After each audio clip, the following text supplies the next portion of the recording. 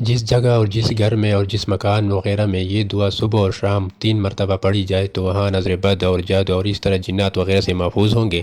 لیکن یہ دعا صبح اور شام 3 مرتبہ اول اور آخر میں درود شریف پڑھنا ہے ساتھ ساتھ، اور دعا مندرجہ ذیل ہے، اس کو یاد کرو یا کسی کاغذ پہ لکھ دو۔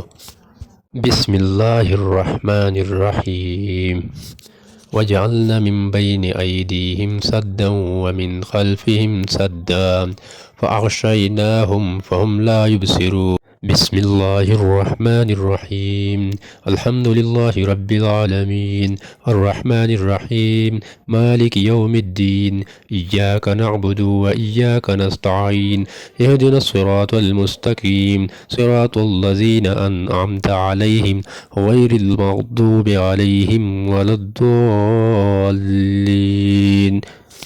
اور نظر بد ختم کرنے کے لیے یہ دعا بھی ہے، ساتھ ساتھ یہ بھی پڑھ لیں۔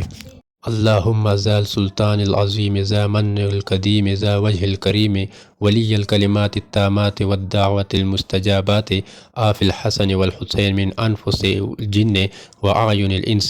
یہاں آپ حسن والحسین کی جگہ پر اپنا نام لے۔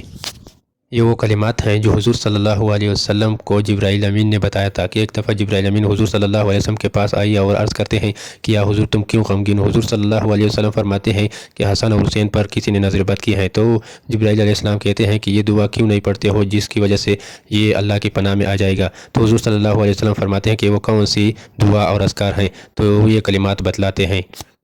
اور اس کے بعد بسم اللہ یبریک ومن کل داء یشفیک ومن شر حاسد اذا حسد وشر کل ذی عین۔ اور بالکل اینڈ پہ اور لاسٹ پہ یہ دعا پڑھنی ہے، اعوذ بکلمات اللہ التامات من کل شیطان وہامات ومن کل عین لامۃ۔ اللہ تعالی ہمار قسم شیطانی شر سے اور جنات اور انسانی شر سے محفوظ فرمائے اور ہر قسم نظر بد سے محفوظ فرمائے، آمین۔